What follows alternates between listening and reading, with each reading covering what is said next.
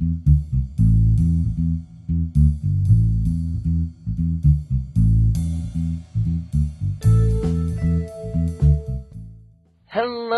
Fearless Gamers, and welcome to another podcast here on Fearless Games. I'm Matt the Vet, and today I'm joined by... Jay's a wild card. And may the 4th be with you. Aha, you did it. Speaking of Star Wars, did you hear the news that doesn't really affect anybody unless you're a super fanboy of the Expanded Galaxy? What news? You have to be more specific. Apparently, and not that it really matters, but Lucasfilm and all of them have officially denounced all the Expanded Universe as non-canon. Everything that's like all that, which doesn't really matter really at all because it still exists. Well, it still exists. I know LucasArts debunked a lot of it. All of it's gone now. Yeah, pretty much. But anything that doesn't affect the films in any way, shape, or forms can still be counted as canon, because Lucas has outright said if it doesn't contradict anything in the film. This is fairly recent that all of that is not canon, even if it doesn't contradict anything. That basically they wiped past episode 6, and I don't know about stuff like KOTOR style stuff. I don't know about anything in there. Yeah. But past episode 6, there is nothing that's canon, and they did that officially by them. Yeah, by so essentially, what they're saying is every time they make a film, that's canon. If the timeline lines up with an event, don't expect them to abide by the written canon. Well, there is no written canon. What they're saying is that the slate is clean. So whatever happens in episode 7, right, is what is going to be considered canon. And what they're basically going to do is pick and choose the stuff. Like, the theory is already out there that Boba Fett's going to come back because he's a huge cash cow. He should be dead. No, he shouldn't be dead because he's a cash cow. Like, that's he's awesome. I love the fact at how he died. Well, I loved how he died. His death was okay until episode 2 happened, and then I'm like, come on, both Fetts? I'm like, really? Jetpack malfunctions for both? But it wasn't at least like the silliness of episode, Boba Fett's death in episode 6 of like a broomstick hitting a button type of deal. The silliness of that, it was still a suitably epic moment, but getting run over by a truck-like beast is not that epic. And it was just, when you have it done to both, it was kind of lame. But because the Fetts are such a big cash cow for Star Wars, that they're probably going to bring that back as canon, if not in this movie, somehow. That's the theory. Like, other events that happen, like that Imperial fleet that was gone for a while that came back, that whole story. They may be the ball from that to explain why it is if they're fighting whatever they're fighting is so strong. Like, oh, by the way, we had this fleet that this was untouched by everything. Here it is. Oh, Dark Force. Yeah, like with all the Dreadnought class dudes. Yeah, like they'll basically they wipe the slate clean so they can pick and choose what they want and they're basically all it is saying is, hey dudes, listen, we're gonna make a movie the way we want to make it, so this is what's gonna be canon now, and that's fine. And it really doesn't affect anything. It's not like all of a sudden anybody who owns the comics or anything just disappears. Like, you still have that stuff and you can still enjoy it. But on the official, which really doesn't matter to anything because it's just entertainment on the official capacity, all that canon is gone. It's the funniest thing that matters but doesn't matter at all when you really think about it. I mean, it's not, if it was like, I can't even think of a way that it would matter. If it was a game, maybe like a collectible game, it would matter more so because product would have been released for it. But as a movie, as a story, doesn't really matter. And it's funny because some people are up in arms like, how can you do this? All the angry Star Wars nerds. Yeah. And then everybody else is like, or did it affect me how? It's just funny because I don't, because people have got mad with this. The same way some of the hardcore Mario angry nerds are mad that Mario is wearing the blue colored overalls and not red. whatever. It's like, like the one original, like from the original Super Mario game. Yeah. People are still upset that they changed the color scheme of a Mario. Okay? Which is sad. If you're one of those people, stop it. People got mad at Sonic 4 because they gave Sonic brown eyes instead of green eyes. Are you kidding me? Are you serious? You got angry nerds like that, and if you're one of those, stop it. But it's the same concept here. It's like, you destroyed the canon, and it doesn't matter. You still have your entire collection. You can still enjoy it. Yeah. So, but, yeah, and it's funny because it got all inflamed again because it's May the 4th. Yeah. And everybody's all uppity about it again. Yeah, I get it, but to be perfectly honest, I still go by the sense, like I said, like this takes place 30 years at Return of the Jedi. So, as long as they don't say, man, it's a good thing nothing actually happened after we defeated the Empire back in Return of the Jedi, I'm still going to argue that the Thrawn trilogy happened. Because it actually happened only a year or so after Return of the Jedi. So, and that's how I basically view this whole LucasArts going, nothing is no longer canon. I'm not gonna cling to things like that personally, because that trilogy, sure, hasn't happened. It doesn't exist. It's not official anymore. That leaves them open to do the TV series they want to do and everything. I understand why they're doing it, but they could very well just turn around and just pick that up as what they're going to do in the meantime, So it doesn't really affect anybody. Yeah, but like I said, it doesn't matter if they say my favorite story doesn't exist or not. If I feel it was good in the Star Wars universe, then I'm going to say, yeah, Well, it's not even that, because it's, quite frankly, as far as on the canon timeline, not the fan timeline, the canon timeline, it's cut out of it. No matter what you or me or anybody says about anything, it's cut out of it. But that doesn't matter because you still enjoy the story, and on the fan timeline, it still fits in well. It's still a good way to continue it on. But that's why the whole thing, whatever LucasArts says, doesn't really matter. Because until they actually make something that, like you said, it takes place a year or two out. Not even that. Until they make something that would overlap that time period. Yeah, then essentially something that makes that story not possible of happening because this thing happened. Exactly. You can keep it as your favorite part of the series. Exactly, and that's what people just need to realize, because and that's okay. It's okay that it's unofficially a thing now as opposed to officially a thing, because it's still there. It's still enjoyable, and people have to get that sense of the angry. And everybody knows whatever you like. Like, I like Sonic, and I like sci-fi, and you like that part of the Star Wars, and obviously we're Star Wars fans. There's the angry fans of every genre, of everything, that have this overdeveloped sense of entitlement to things, that if it doesn't go exactly their way, they just go off the deep end, and you're not going to satisfy them, and the best thing to do is not listen to them at all, because you'll just go crazy. A real big example of that is the Mega Man fan base. The Mega Man fan base is full of such of a self-entitled, snot-nosed kids that I'm assuming age-wise, because it's a 25-year-old, I think, title. So it's pretty old. But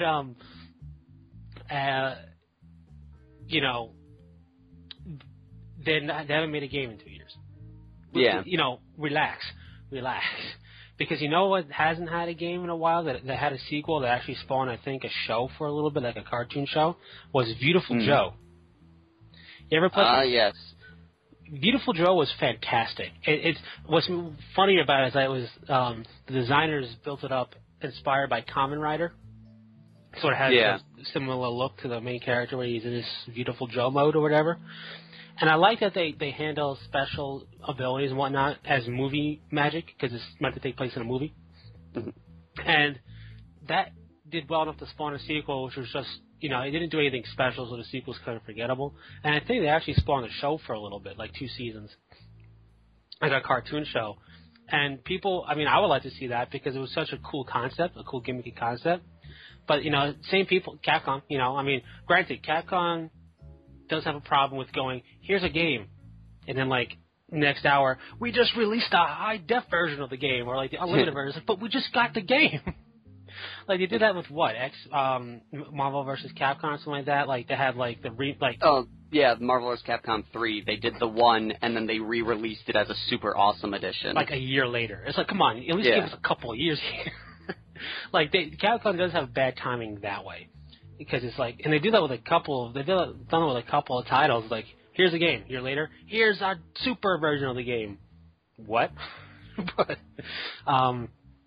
you know, boiling back to entitlement, you just gotta chill, relax, and sure, you know, it doesn't mean episode 7 is gonna be terrible. You know, the lens flare, you just gotta bring sunglasses. Because when the lightsaber comes out, oh my god, lens flare. Yes. Or couple off of C-3PO's head. Oh god. R2-D2 and C-3PO are just nothing but lens flares as they walk on. They shimmy around like lens flare just surrounds their characters. But I mean, it's a joke. But I can't wait to see the movie to see just how much or how little lens flare there is. Yeah. Because, come on, I've seen the Star Trek movies. Oh man. So yeah, speaking of movies, yes. Spiderman. Yeah. The Amazing Spider-Man, excuse me. Too. You saw it. Yes, I did. I've seen it. What'd you think? It was really good. And by the way, he actually saw it in one sitting. It didn't take him 4 years of wrestling backwards. Seeing the film backwards and then saying screw it and buying the DVD. I saw it in one full swoop. It was really good. I enjoyed it a lot. They made me, again, not a real fan of Electro, but I enjoyed him in this film. And I'm not a fan of Jamie Foxx either, and I enjoyed his performance. Yeah. I too enjoyed the movie. I really did. Electro wasn't. I'm a big fan of, you know, electrical powers in general. I like them. They're cool, but Electro kind of always was just not interested in him for whatever reason. And it made him cool. Like, he made him a lot cooler in this movie, and the effects they did with him was just really cool and just unexpected. And overall, I mean, I enjoyed it. Again, whoever the actor is that plays Peter, because I forget his name, Andrew Garfield. Yes. I think is a really good pick and has done a superior job in portraying Peter Parker. You know. Yeah. Peter Parker, and I think that, you know, these two movies. I don't know what the plan is with this franchise now. The only thing that I'm aware of, I think they're eventually going to try and dive into Spider-Man's classical villain group, the Sinister Six. Right. Though I could be wrong on that front, but that's what I think is what they said they were wanting to do. Gotcha. So, I mean, who knows how many movies that means, but I've like, even with just the first Amazing Spider-Man, I already felt it better than the previous trilogy, and the second one only supports that view, in my opinion. I'm not saying the original trilogy was bad. I'm saying the third movie was the weakest of the original trilogy. It is, but we have to give Sam Raimi credit. He was forced to do a lot of stuff he didn't want to do. Well, yeah, but I mean, it was still the weakest. It's still by far the worst of the three. It is. There was just too much going on. But too much going on, too much. You have to do this because this is this might. I think what was great was if I heard the story correctly, they told him Venom had to be in the film, and they're like, why? And he's like, because Eddie Brock is reappearing in the comics, and he's like, oh, so Eddie's becoming Venom again? Maybe. And he's like, wait a minute. So you want me to put in the Eddie Brock Venom because he may or may not be Venom now? Exactly. And I don't even think they even pushed out that title the time Spider-Man 3 came out. I think he was like a month or two afterwards that they actually dealt with if he got it or not. Yeah. Spoiler, he did not. And the whole thing in the comics with the symbiotes, it's like, I've always was a Carnage fan, and that went crazy. Carnage got super over the top, crazy, powerful. I mean, he's always strong, but he got like ridiculously strong. Yeah. And then he got flung into space. He came back, and whatever. The whole symbiote thing got really complicated with dozens of branch-off symbiote suits. Venom, and then Toxin, and then this whatever all started it felt like. I blame the 90s for a lot of things in the comic book world to be crazy. But Venom's separation anxiety series, when those 5 others... I've heard about that. When those 5 other suits that came to be... Yeah. That... I think that sparked it. And that was a good collective read for that. It was a good read. It wasn't as crazy as the Clone Saga. Which I hear is really crazy. Well, here's the deal. There's 2 Clone Sagas. There's the original Clone Saga from the 70s. Yes, with Ben Reilly and all that. Well, yeah, but with that... It was 1975ish, whatever, and you can get that if you can find it. I own it at home somewhere. I just don't know where it is. It was a really good read. It was a good read in that it was kind of confusing to read, but you still wanted to see what happened, even though you were confused, because that was the point, because they were exactly the same, because they're clones. But called Clone Genesis. Spider-Man Clone Genesis has nothing to do with the 90s. It was from the 70s. If you want to read, there's a collection called Clone Genesis. If you want to read 70s era comics and how they were done and see the art and everything, that's what you find. And it's good. And then the 90s picked it up. And the 90s were supposed to have it happen for about the same time period, about roughly a year, for it to come out. Okay. It did so well that they were forced to extend it. And that's why it got real crazy. They extended it for like a good, I think, 3 years or something like that.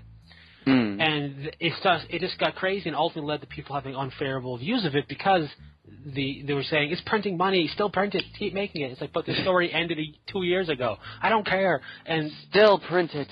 They're basically forced to prolong the ending, and therefore, because of all the stuff that happened through it, changed what they wanted to do. So that's why it got really crazy in the 90s. But and I think that, along with separation anxiety, is why we saw the crazy symbiote stuff we see today. Too many grandmas. Yeah, but anyways, back to Spider-Man 3 of the previous trilogy. With all of that, who do we have in that one? We had Venom, Sandman, and Green Goblin, Harry Osborn style. Yeah, it was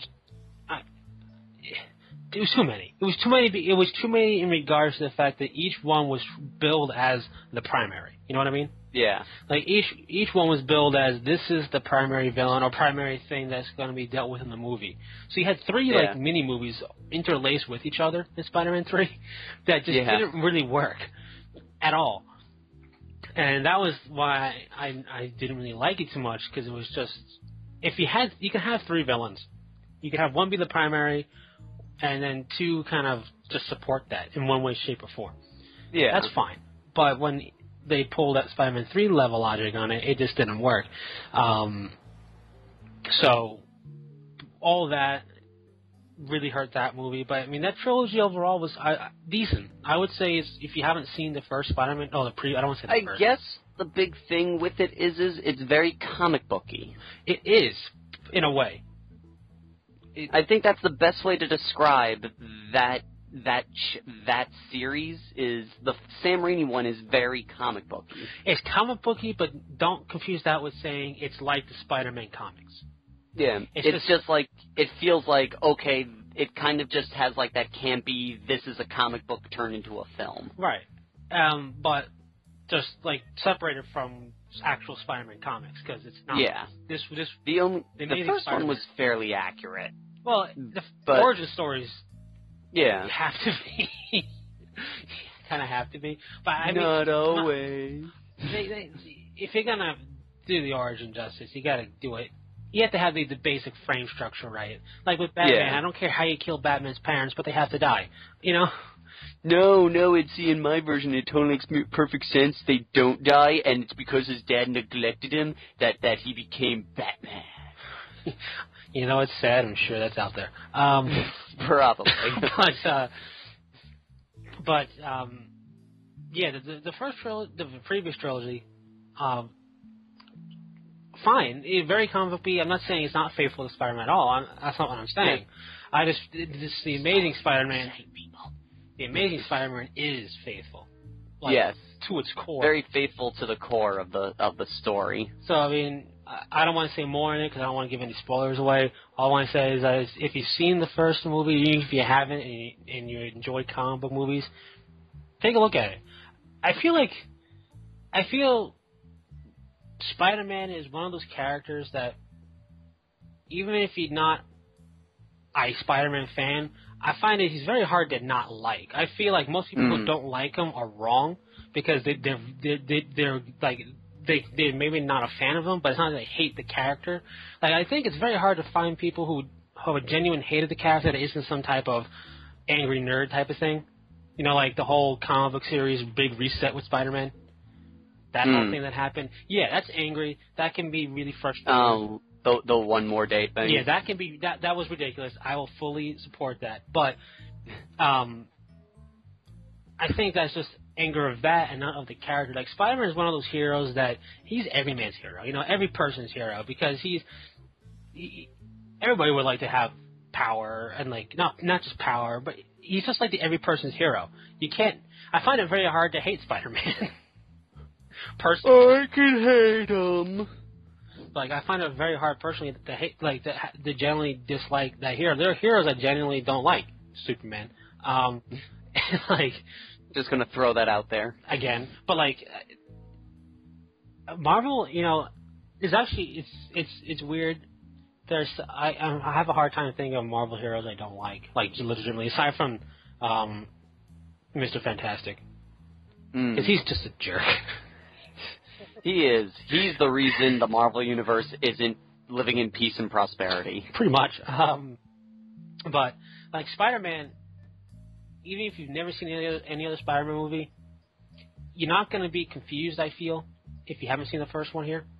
If you just go to see this one, so you don't feel like, oh, well, I can't catch it mid. I fully understand that. You know, try and see the first one first and then see this one. But yeah, catch it in theaters. I think people who just enjoy comic book style movies will really enjoy it, even if you're not necessarily a Spider-Man fan. Yeah. And I have to be honest, the 90s Spider-Man me out for a good long time. When, as a kid growing up, with my friends growing up, we were big into Spider-Man. We followed the 90s Clone Saga from beginning to end. I have Clone Genesis. I read that. We were huge into Spider-Man. My friends were huge into Venom. I was more big into Carnage. I don't know what that says about me, but it says you're a decent chap. But we were so big into Spider-Man, and the Clone Saga thing it all culminated. After that was said and done, I stopped following Spider-Man. I didn't hate him. I was just like, you know, it's when you eat too much of your favorite food, you go, I can't do this anymore. So, for a long time, even like through the previous trilogy, I was like, it's Spider-Man, it's good, but I remember the 90s. And nowadays, I guess I'm more into it, and they did a good job at, like, I wouldn't go out and collect comics because I don't have that kind of commitment to follow something like that. But it makes me, like, enjoy the character more so again. It was refreshing. It was like what I remembered from the good of the 90s. Yeah, which was I can agree with that. Which was nice. Yeah, definitely. Okay, so we have a comment here on our last podcast by, I apologize if I pronounce this wrong, Surey. And it reads, Metro 2033 is, as you say, based on a book with the same name. Metro Last Light is based on the sequel called Metro 2034. Based on that, I have a question. When a story is moved from one form of media to another, in this case from literature to a video game, should the former media's way of telling the story restrict the latter's media way of telling the story? The later, sorry. For example, in Metro 2033, if you don't play according to how it happens in the book, you won't get the true ending. So, do you think that if a form of medium is translated to, say, like a video game or anything like that, do you think the original medium should basically determine how things should happen in the other medium? Well, first I got to say, excellent question. It almost feels like it almost feels like a question you would ask like a movie maker or producer or something like that. Like that's a high level question. I don't know if you. I think you should really overestimate our intelligence. No, but it's a beautiful question. Beautiful question. Now let's continue on with our next. No, but all right. I think clearly different media has different restrictions on what you can do. A book, its biggest restriction is its text. You know what I mean? Like, depending upon the author's description of certain events, could paint a completely different picture in your mind versus my mind. And a video game has the restriction of really what you see is what you get in this type of way when it comes to like cutscenes, and it's got to have good gameplay, and it's got to feel suitably like you're actually affecting the events. You're not just going through motions, even though you are in a game in a sense. But just going through the motions. And I don't think personally one's media's level of restriction should affect necessarily how another way of telling the story.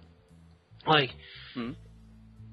obviously, they can't just go word for word from a novel and turn it into a video game or even a movie.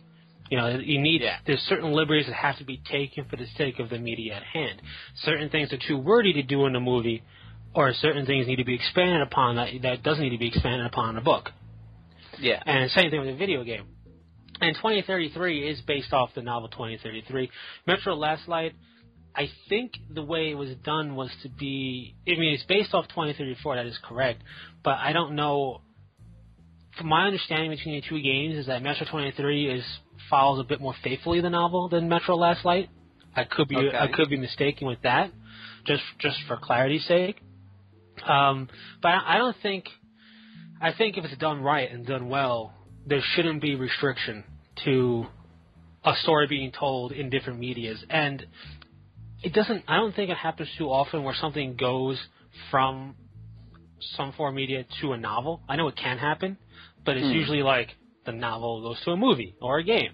And I think it's more of a rarity for it to go to a novel. And no matter which way you go, back or forth, I feel you have to understand the limitations of the media you're starting from, and you have to understand what the media you're going to requires, and then dissect it a little bit and go, you know what, we don't need this here. We don't need this wordiness to fill out pages because we're talking about minutes on screen here or minutes in a game. You know, this dictates a particular way a fight happened, but we want that fight to be in the game, so we're not going to make you specifically use this weapon or fight, in this particular way. You got to do it the way you do it. You know what I mean? Yeah. So I think a story should be done well, or I feel a story is done justice and done well, regardless of the media that it's in. It's from one to the other. It doesn't let the restrictions of one dictate what you do in the other, I guess is the best way to put it. And by that same token, my problem with using Metro Last Light as the example here and the 2033 thing is he's right.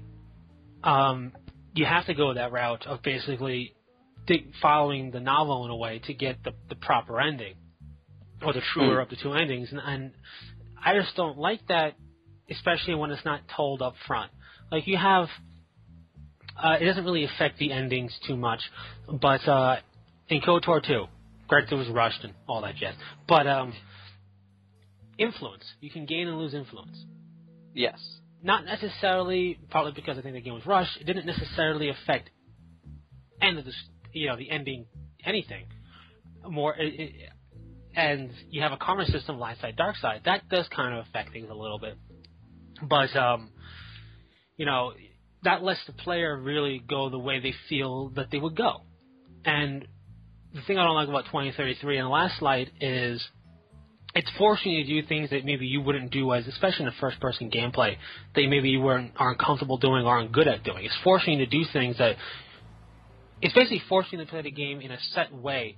And I think that takes the experience and fun of playing a video game out of the equation, Like, here's a game, play it. But if you want to beat it correctly, you got to do these steps. So I'm not really playing it. I'm following instructions. I'm following a recipe, and I don't like that. So I think In that regard, you shouldn't let the story of a novel dictate how the game should be played to reach said ending. If that makes any sense. So what are your thoughts? My thoughts are, I think that a game shouldn't completely follow the story's path. Like, let's just use books and video games as an example. I don't think a video game, to get a true ending, should follow the exact path that the book went through. Like, for example, in Call of Cthulhu: Dark Corners of the Earth. I don't believe you play out the events that happen in the book, right, but you don't have to necessarily do them the way they happen in the book. Oh, I agree. And they actually change their whole true ending, good ending, bad ending by your sanity meter. So there are things in the game that affect the good ending, the bad ending, and such, but it isn't because of an action that you do. It's an action that you experience in the game. Yeah. Then there are some scenes that are recreated perfectly from the book, just as I remember this type of thing. Yeah. But I think, this is just one thing I think would be really cool for me, I'd find this really neat, is, let's just say there, in the ending, there's, like, character A, B, C, or D that happen at the end of the book. You get the quote-unquote the book ending, but only if those particular characters survive if there was any traumatic moment where they could have died. Like, so say if there's a mission, Julie must survive, and Julie doesn't survive, well, you no longer get the true book ending because she's dead, she can't be there. Right. But I think following the book to the letter should just be an achievement. Yeah, I mean, I agree, and especially, it's really hard with video games. I am not a game designer, nor am I a movie maker. So I don't really have any credentials necessarily, aside from being kind of an astute person and seeing things and, just my experiences. But when you go from novel to movie, we've had this happen with Lord of the Rings, The Hobbit, Harry Potter, Games, Jurassic Park, I think. Jurassic Park was a book first. Yeah. So you have Jurassic Park. Jaws. Yeah, I mean, you have all this. Jaws is a great example with that. Yeah. Because in that, the story is completely different. Yeah. And Spielberg sat there and he said, I had to change quite a bit in this book. One, to make it believable for the audience. And two, in the book, I was hoping the shark would win. Like, I really didn't. Brody is made out to be a jerk in the book, so I had to change that so we actually wanted him to win in the story. That is a good example. And another thing is, sometimes when a movie follows a novel far too literally, it makes for a bad movie. It just doesn't translate to a good movie. Being completely 100% faithful to the book will not mean good movie. And it's part of the formula that a movie needs to survive versus what a book needs to survive. A lot of the things in the book are left to readers' imagination to fill in the holes. And with a movie, you can't do that. That's what the movie's there for. And also, for another thing, is like background and such. It's easier for a book to give you a brief history on a character than it is, like, in a book you goes, here's Tom Dillinger. Tom Dillinger was a lone man, blah, blah, blah. And you're like, oh, wow, you're really painting a picture of the guy. But if it's in a film, it's like, I'm Tom Dillinger. Now for History 101.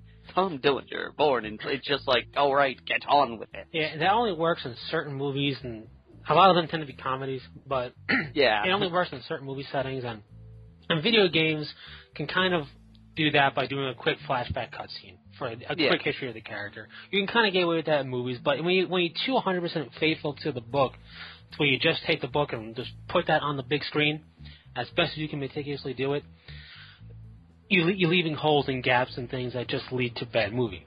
But with or you have a movie that's like 30 hours long. Yeah. But and when it comes to different forms of media from, let's say, novel to game, which was the example here, a game has to be open. A novel is not open. You know, we're not talking a choose your own adventure book. And even those are, when you choose the wrong adventure, you start over until you get to where you were supposed to get to. A novel is very linear. It's going to take you along one path, and you can't change that. A video game, you could say you're going from point A to point B, but a video game, even if it's fairly linear of a story to get to the end, how you solve problems, especially in a first-person shooter, how you deal with the enemy, that's the gameplay. That's the fun part of the game that you get to control and do. And if we're going to follow that letter for letter in a novel where it says Joey takes up his crowbar and he breaks open a window and jumps on top of the bad guy and breaks his neck, right? In the game, if you force me to do that by basically putting me in a rail where I can't do anything else, and if I don't have the crowbar, I can't beat the guy, that would be terrible. That would be atrocious. Now, a good example is like in Assassin's Creed. Your side missions are like, so for example, it's sneak in to this base. Side mission, disable 3 alarms, knock out 4 guards with sleep darts. That's historically how the event played out. You don't get bashed by not doing that. You just don't get 100% completion if you don't do that. And that's fine. That's fine. It gives totally you the okay. option. It gives you the option to play perfectly. Yeah, it's a secondary or just thing, go through and it rewards you. Yeah. But if you make it, and I'm not talking about a point-and-click game like Telltale Games does stuff, where you have to find the brick to do whatever, that's a completely different gameplay, and that's okay, because that's kind of what it's built on. But in this particular example, I think Metro is kind of interesting because it's a first-person shooter. If you're forcing me to, if you punish me by giving me, at the end of all this gameplay, that I felt like I actually achieved something, the bad, not full ending, or the bad ending is supposed to be a good ending, because I didn't follow things the way it was basically read in a novel. As it was written. Yeah, I feel that was because let's say I read the novel and it did this, but I played differently because, first-person shooter. Yeah. I feel it's a bit of bad design, and it probably would have been better to go back to this example of Metro if there was something more upfront about it in the game, like, hey, morality meter or whatever, you know? Yeah. Or something that taught you about all the mechanics. Yeah, that would have been cool.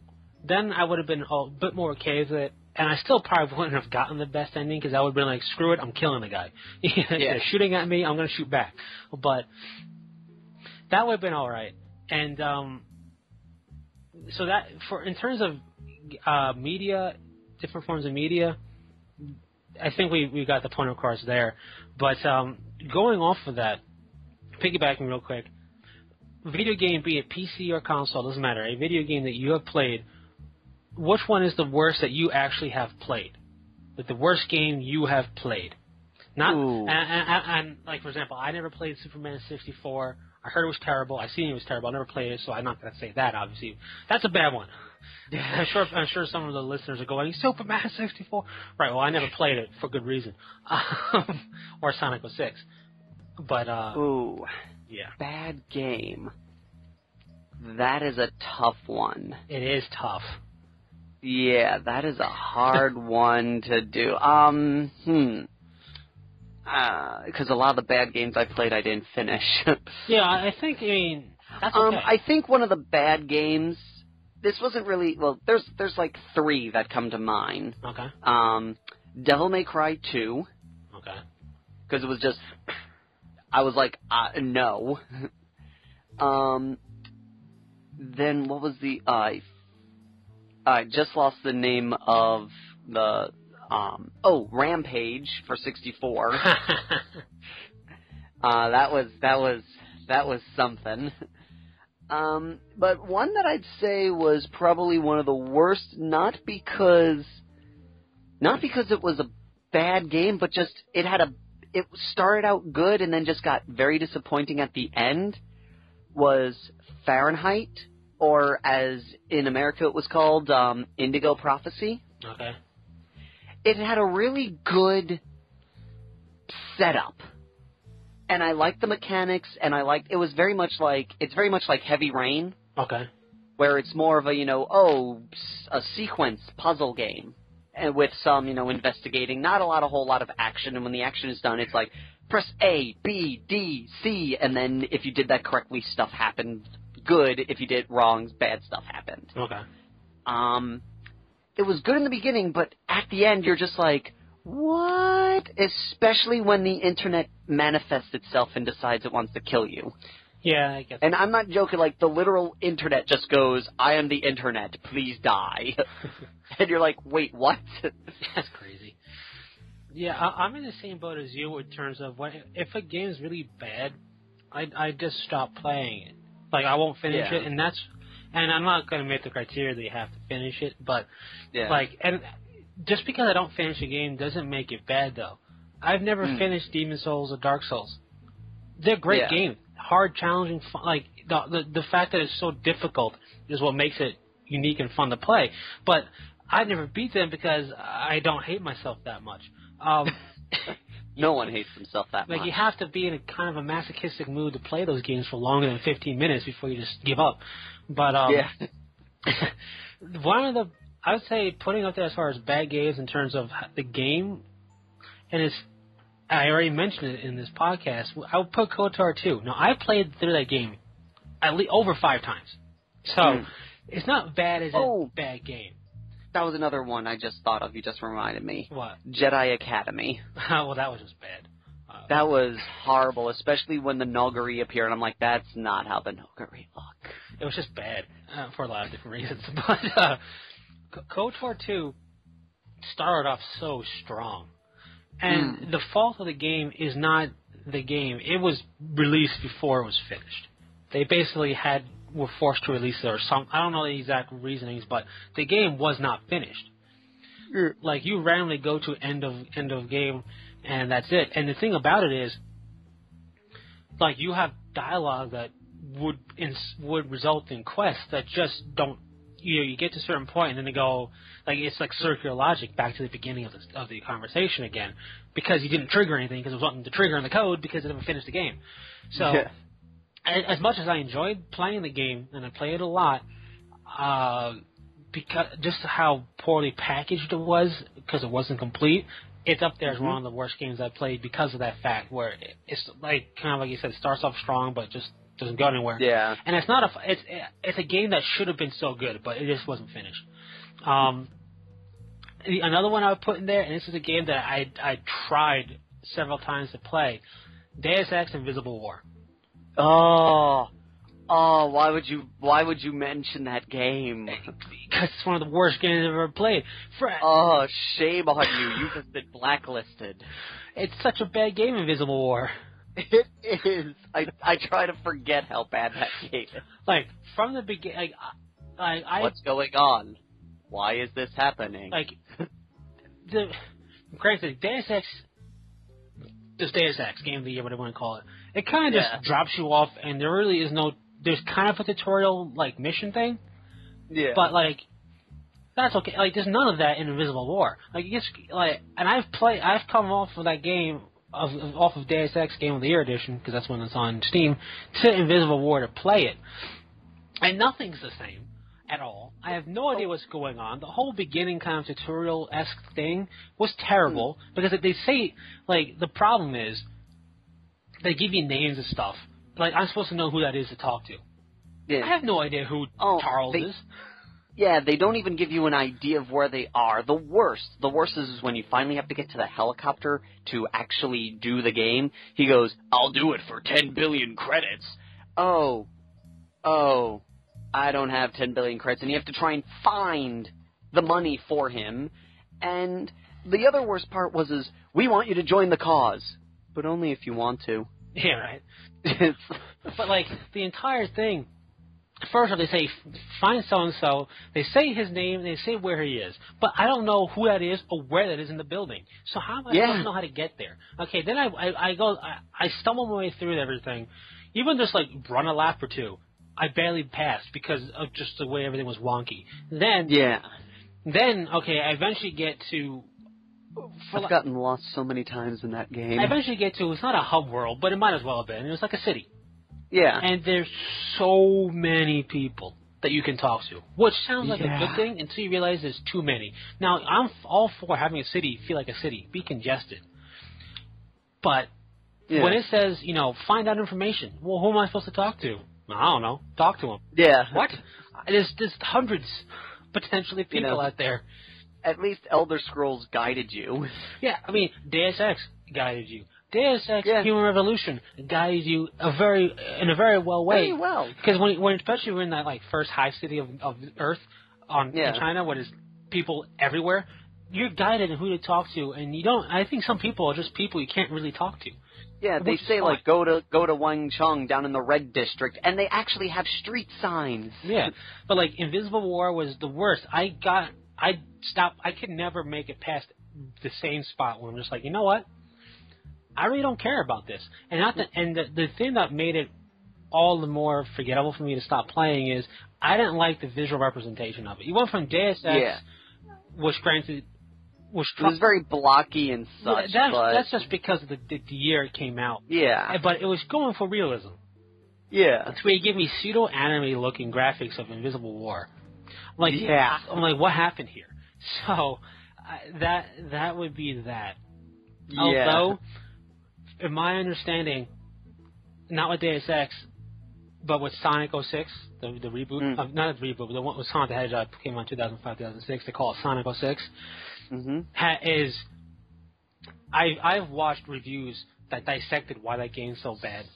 That was another one, the first Sonic Adventures game. The first Sonic Adventures game I liked. I like the second one better. The second one is my favorite Sonic Big Cat. Oh yeah, well, Biggs the Cat is a fishing game. The thing about it, though, something's biting. Yeah, but at least in that though, he's only you don't have to play him really, and he's only 3 missions. It's it's not the thing with Sonic 06 I was watching. They were expected to try and code 16 different forms of gameplay into that game that are required.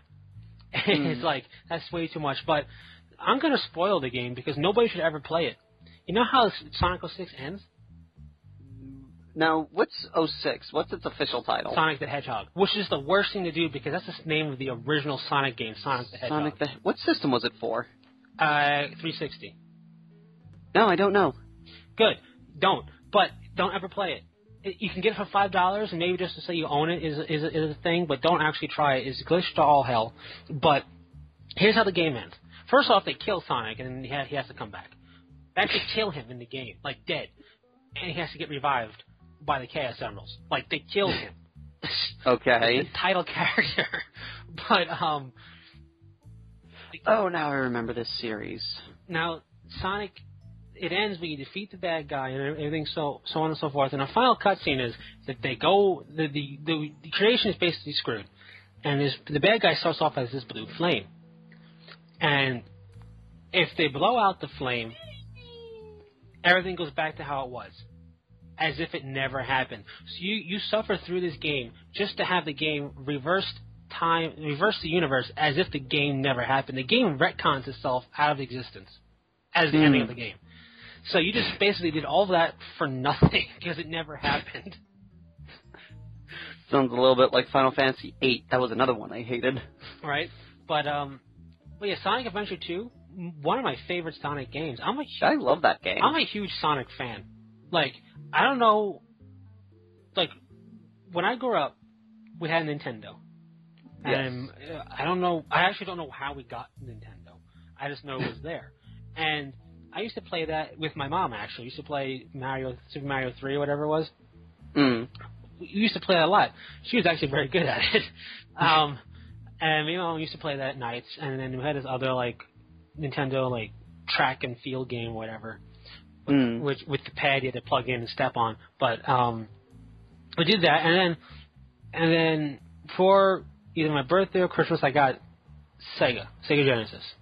Which is funny because I put down, when I asked, I was like, Super Nintendo, and I got a Sega. But it didn't matter to me. I wasn't ungrateful. Kids today would be ungrateful, which is sad. But yeah, I got a system. This is awesome. I got Sega. So for me, growing up, really, it was Mario was starting off, but then my childhood was dominated by Sonic the Hedgehog. I'm a huge Sonic fan. I don't know who your hero was. Not your hero, because it wasn't like my hero, but he was a hero character. I don't know who it was for you growing up with games, but for me, it was Sonic. For me, it was heavily Mario. My brother was the only one who had the Sega Genesis. Yeah. But we also had the Sega Master System, so it was kind of like equal parts. Yeah. But I didn't really get my own system until N64. Nice. That I remember. N64 was fun. And for a while, it was Atari. For a while, the only system I quote-unquote owned was Atari. Nice. I had the Atari. My sister had the NES. My brother got the Sega Master System.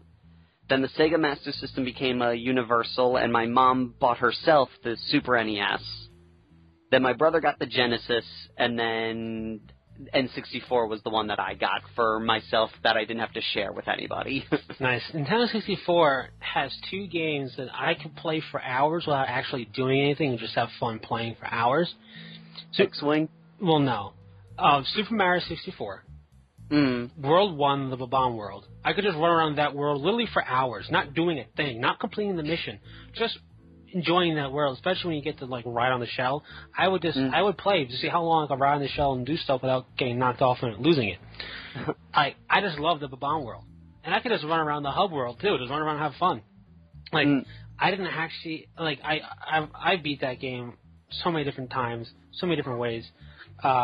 Like all the stars, but I could just go back to that game and just play that and just go run around outside of the castle, in Bob-omb World, and not touch anything else and play for hours. The other game was Pilot Wings 64.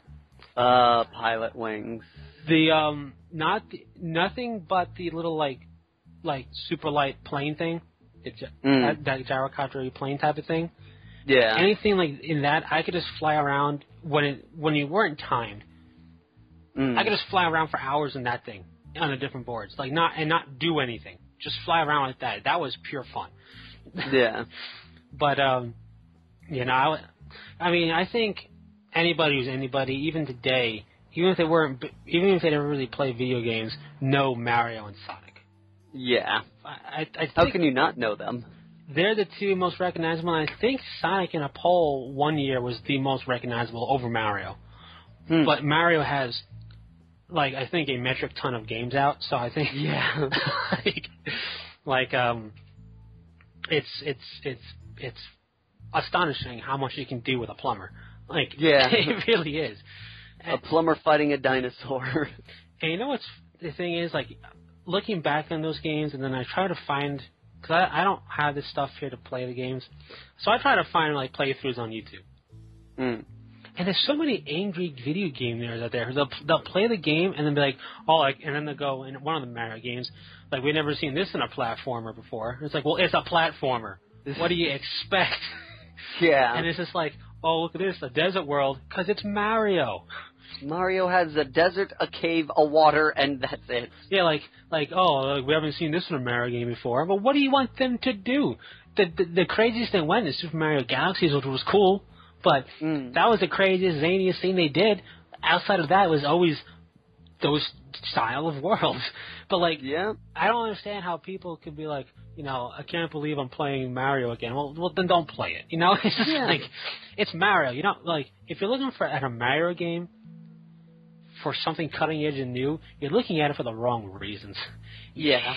You play Mario because you're rescuing something. Whether it's You're rescuing a princess. Whether it's a princess, some weird fairy thing that's not called a fairy, I think it's called a Spriggan or a Spriggly or something like that. You're rescuing something. Multiple times. Now, speaking of that, I think there's something we should discuss here. In the latest White Dwarf, there was a thing called On May 24th, There Is No Peace. And everyone is talking about it being revised of the rules for Warhammer 40K. Right. And there have been a couple of signs that kind of to a degree, point to it maybe possibly happening is the rulebook is no longer available. Supposedly stores are sending back their copies of stuff. Yep, and Dark Vengeance is no longer available. Right. Now there's 3 big rumors going around this. Call it 6.5 or 7, whatever you feel like. It doesn't matter. There are 3 things that are going around. 1, they're going to be introducing sidebars. 2, percentile systems. And 3, that the new starter kit is going to be Guard versus Eldar. See, this is precisely the stuff I hate. It's all this rumor mongering, but not that we're talking about it. The fact that we have, why don't we just say, the next one's going to be Tau versus demons? Let's just make up things now. It's just in all honesty, because it's basically going to be, it's like D&D 3.5. You know what I mean? It's what this is feeling like. It's going to be. I don't think they could just straight up dump a new edition on us without build up. You know what I mean? When we got 6th edition, when we got 5th, there was build up. It was blatantly, hey, check this out. There's build up, big hurrah and huzzah and everything. Yeah. This is probably just gonna be a clarification thing. So instead of people having to print out FAQs and erratas and glue it in, they just redo it. It's like the old codices that say 2nd edition on them. Yeah. My theory behind that is I don't think it's going to be that big of a change because of 2 major things. 1, Stronghold Assault and Escalation, they need the big rulebook in order to actually operate. Like Apocalypse you can get away with because it just says see rulebook for how this works. But these have their own specific rules, and they need the rulebook to function proper. Exactly. You can still buy those 2 books.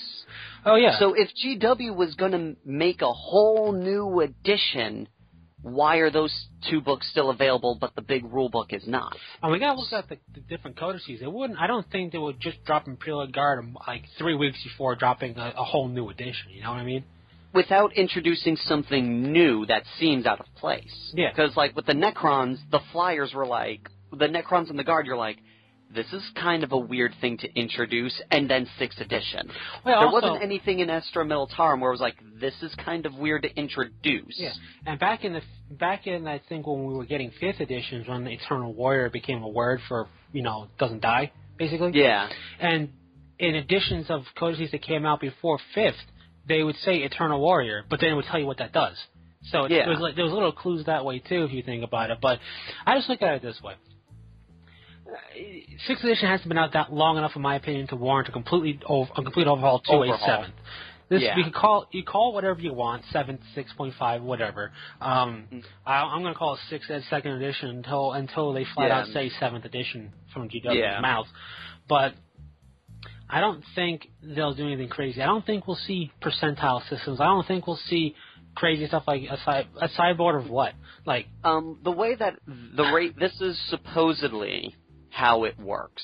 And this is this, I can understand if this kind of happens because even in 3.5, there was a whole section they totally redid the assault phase. So I can understand them changing one aspect of the thing that wouldn't totally invalidate the old rulebook. It would just be something you'd have to read up on type of thing. But the way this supposedly works is you have, let's say, 1850 is your point list. Okay? Uh-huh. Well, 70% of the 1850 is your army. That's what's going to be on the field. Then you do, this keeps changing, 2 or 3 sidebars that, when thrown into the primary, makes your 1850. You pick your missions, all that. You roll to see who goes first. Person who goes first places down his primary detachment. Second guy puts down his primary detachment. Player 1 then picks one of the 3 sidebars and deploys it in their force. Player 2 then picks his appropriate sidebar. So it's kind of like designing the whole, what's the enemy coming, sir? We've reported tanks going on. Okay, let's get us some fire dragons type of thematic part of the story is what it seems to be representing. Right. It's just I don't think it'll go that crazy. Maybe it will. Maybe it will. But I really think it's just going to be a lot of here are hard and fast rules, clarifications, and cleaning up of things. You know what I mean? Like, I don't know. I just think there's really, because of there's so little to go on. Like, all other editions, there was stuff to see, and there was blatant things happening. We really, it's pointless in a way to speculate this, because one, it's not going to, whatever they do is not going to mean you now have to buy everything new again for your army. Again, no. It's, I don't know, I just, I saw it was happening, supposedly. I see that things are no longer available, for sale and stuff like that. You just gotta wait it out and see. I think it really is just gonna be like 6th ed, 2nd edition of it. You know what I mean? I wouldn't mind the sidebar thing a whole terrible bit, because it kind of does make it like they constantly build up a narrative story throughout the whole 6th edition. That was like the big thing: make a story, make a story. The way that the rules are placed now, it kind of feels, the setup seems unthematical. It's like let's just say, for example, I have a bunch of Hydras, okay? But I don't pick them in this army. I'm like, I'm going against demons, I'm going to do tanks and troops, and just, like, coat the board type of thing. And I get there and I find out the guy's playing Flying Circus. It seems a little weird story-wise that my guard would go, there's a bunch of flyers. Well, we don't need those anti-flying guns in this force. So I kind of like that aspect. It kind of prevents, essentially, it kind of would help some players, I think, prepare a little better. I guess, but I don't think the narrative isn't hurt by what you just described. Like, there's a whole bunch of flyers. It's not like, we don't need the Hydras. Like, why are the Hydras on a different continent? You know what I mean? You're not playing the entire world of battle. But if you're mismatched in that regard, it shows that, like, the demons manifested here where we're weakest against their flyer. Like, that's the narrative. But and I think a sideboard thing, while it could make it interesting, depending on how it will work and all that jazz, I'm not saying it's unnecessary in gaming in general. I'm just saying I just think it would be something more suited to a full-on next edition instead of plopping it in the middle of 6th.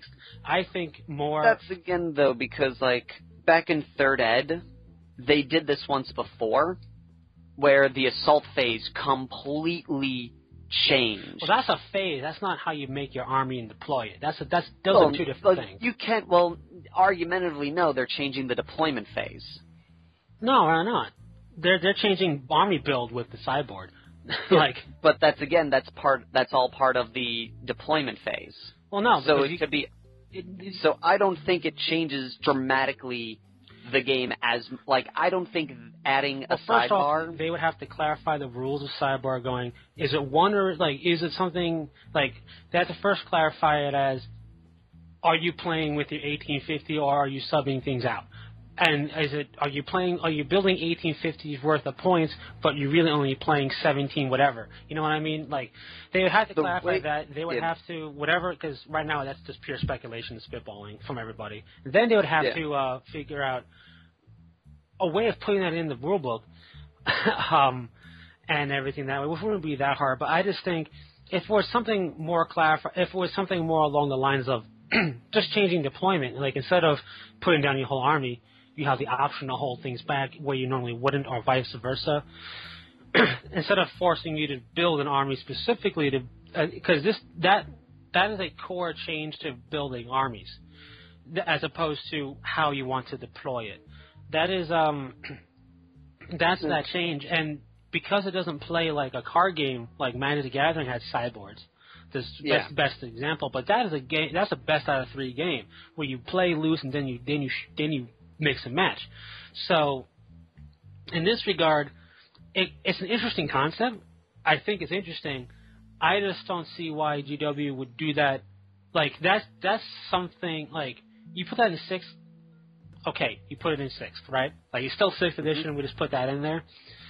That seems like something that they could better just work on and then release it as not like a selling point, like this is going to make people want to buy 7th edition, but it's going to be more of just, instead of people looking at it going, it's just 5th or it's just 6th with a different name and a different book outside. Well, now it's a distinct difference. Like that's I think something like that's better suited to justify a new edition in some people's eyes. Going, well, it's not just a casual changing of words. Well, again, like I think we'll have to agree to disagree on that point. Well, no, we're basically there's nothing to disagree on. It's just that I just think it would be foolish on their point to waste that on a 6.5 if that's what this truly is, as opposed to a 7th. Again, because you got those haters out there who go, this is just like 6th edition, but you changed how Eternal Warrior works. Now it's a whole new edition I got to buy. Well, no, now you have a whole slew of things. You know what I mean? Like that, I think strategically it would be better for them to do it as a 7th. Okay. The other rumor is supposedly Lords of War now official, and it's like apparently they're just mixing everything together. But the more interesting aspect, I think, at least for me, because in a sense, regardless, even if they make a whole new edition, it doesn't really affect, like, essentially I went there and went, well, the codexes right now, I can still play with the regular edition, so I can hold off. I don't think this is that horrible of a changing end ways type of thing. Okay. But what intrigues me more is this supposed starter kit. I think it'd be weird if they change who's in the starter kit, unless they're changing the cover art. Like basically everything about Dark Vengeance and 6th edition all was built around Chaos and Dark Angels. I'm not saying as a Dark Angel fan. I'm saying that that's how it was built. So yeah, it was. If they're going to release, unless it's got a neutral cover, or if the cover's now, or if it's a totally different name. Yeah. Well, it probably would. If it's not gonna, I don't think they would call it Dark Vengeance and change what's inside. I think they'd have to change the name. But unless they're going for a neutral cover again, or a cover that's got a completely different character, like completely different army on it, I don't think they'll change the starter kit. And the reason I say is that starter kit, it's not like a plastic technology is still kind of expensive. And because those things appear nowhere else, and I know you're saying, well, how about the 5th edition one? Well, aside from the plastic Death Copters and aside from the War Boss and the Dreadnought, really, everything else was kind of generic enough where it didn't really matter. Yeah. This stuff is like Space Hulk level sculpt. Yeah. I don't think they would just throw those things away. I can agree with that. It does seem like, especially with the rules changing, supposedly, it would make sense to pull it off because you would need to take the mini war book out of it and put in the new one. Of course.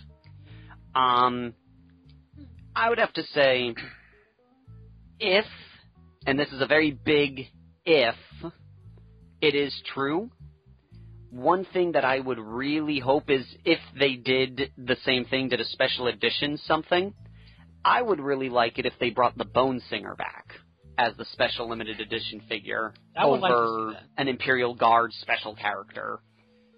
Yeah, I mean, the Space Marine one's always a good bet because you can fit in so many different things. But I have the Bone Singer model. It's a fantastic model. I really like that Bone Singer model. Yeah, I want one. Yeah, they're really nice. So badly. They're really cool looking. But as far as starter set goes, I don't think it's necessary to change it. I don't either, because especially considering on both sides you have forgiving armies. Yeah. Because the whole idea of a starter set is to get people who don't know the game into the game. And if you're going to put something that's like the Tyranids and the Orcs kind of worked in the previous ones, because those guys, while they weren't very forgiving, they had more on the board. So you could make mistakes and still have bodies and do stuff, even on a small and learn from it. Even on a small starter set. But I think this is not a perfect starter set, and that is perfect. But I think it's a very good starter set having Space Marines versus Chaos Space Marines, because it's not like if I shoot you, I'm guaranteed to kill you if I wound you. Unlike Orcs, Tyranids, or even Imperial Guard, it's like, well, I don't have a cover save, And I'm wearing flak armor. He's dead. I think having two forgiving, sturdy forces fighting each other lends to starter sets teaching people better because you can bounce back from a mistake. And also, this has happened before. I think 2nd edition, the starter kit was Eldar vs. Guard, at least from some of my Elder friends who played during 2nd. I got in during 3rd. It was Eldar and Guard. And it may have worked back then, but now, like you said, Eldar are a very complicated army. They are. Why would you want that as your introduction to the game? Yeah, and Imperial Guard, it's not that they're complicated, but Imperial Guard have a specific formula. They have if you don't play them in just the right way, they don't survive well. Like, I wouldn't call them complicated. Well, I would call Eldar a complicated army. I would call Imperial Guard, you kind of got to get into the rhythm of Imperial Guard. Yeah. It just takes seat time for them, really. But they're both squishy. One's very complicated. The other one has kind of got a weird flow to it, and especially on such a small scale starter set that I don't think that would work. And also, they're not the most popular things to sell that. Like, part of it is, it's starter set, right? Yeah. People. Then you got people with all the starter sets from, like, for the Ultramarine ones up to this one, where it's like, I've been in this game, but I play Space Marines. I'm going to get this because of the deal of the cost versus what I'm getting for the models. So if you do that with Imperial Guard and Eldar, unless you're really offering some awesome Eldar and Imperial Guard sculpts, I don't see it happening. Yeah, because just going off that, I was just thinking, like, what would you put in that? Right? Like, let's see, theoretically, because GW, like, just going off of past history, usually very rarely do they make new specific sculpts for those kits. Usually what comes in there is already plastic. Well, yeah, but usually. The Dark Vendors one is different. Yeah, it's different, but like you can get plastic Marines. Exactly. It's like what I'm saying. Like it wasn't something out of the blue. Like plastic Terminators, plastic bikes, plastic Dreadnought. It was all stuff that already comes plastic. Yeah. So like going off of that, what would they really throw into an Eldar Imperial Guard army? I could think of a platoon and a Chimera. Maybe 3 heavy weapons and a command platoon. The Eldar, I could think only some Guardians, maybe a Viper and a couple of jet bikes, and maybe the Snapfit Farseer? Maybe, I could see Dire Avengers. Oh yeah, Dire Avengers are plastic, I forget. Yeah. I'm so used to the old school. Yeah, but like, here's the deal, aside from that, let's just say they do that as kind of a, like, maybe this is their surprise, it's Eldar Imperial Guard, and when Eldar, here's a wave of Eldar plastics. Not that that would ever happen in that way, but like maybe that, whatever. Even aside from the fact that they seem to be stuff that's already plastic, it's what you said. What would you put in it in theory? Because when we look at starter sets, there's not much there. It's like a squad, an HQ, and some type of support to that or two per side. Yeah.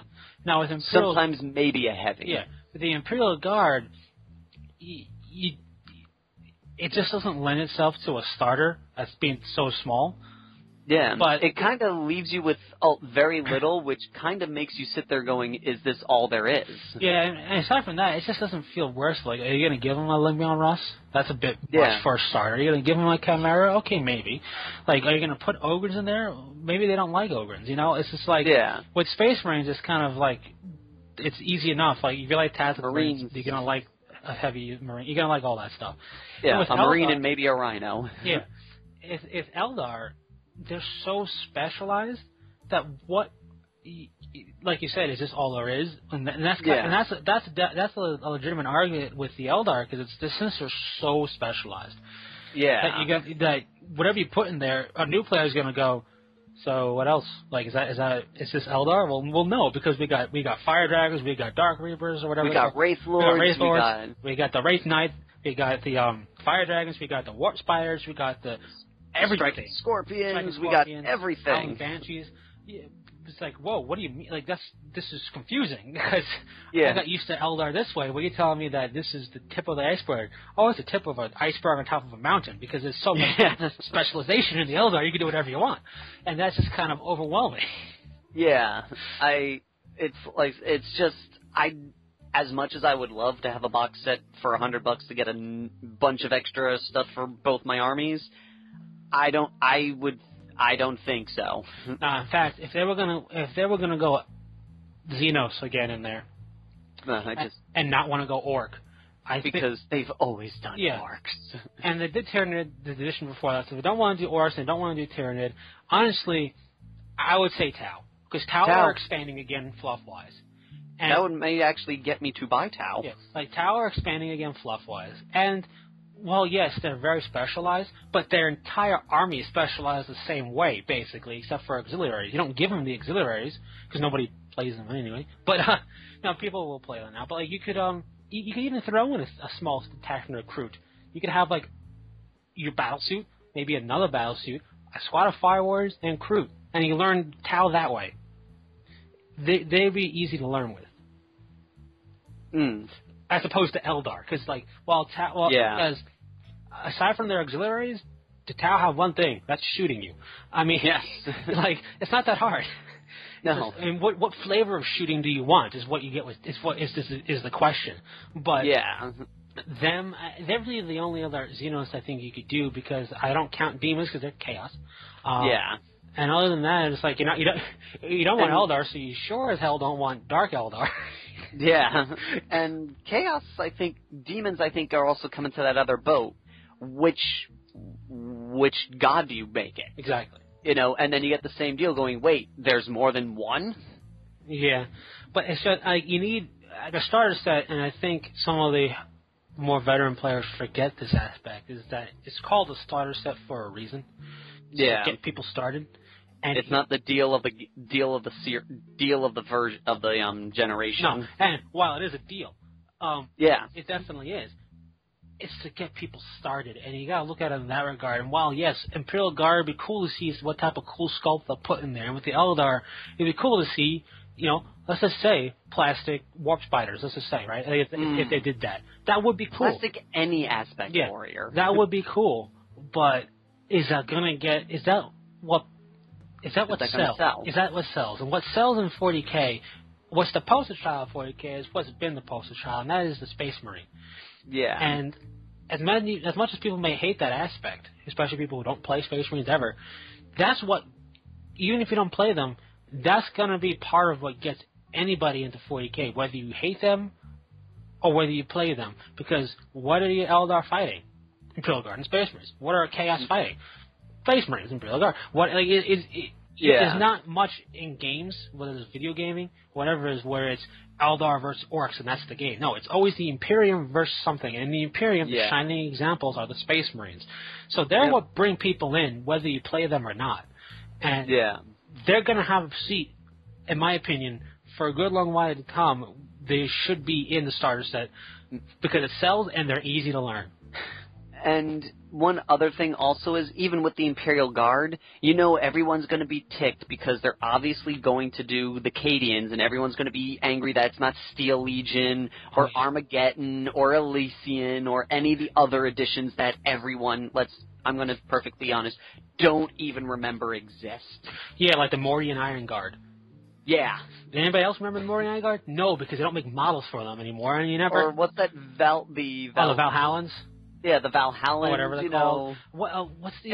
everyone's going, this will be a way to get plastic Rough Riders. It's like, they're not going to give you Rough Riders.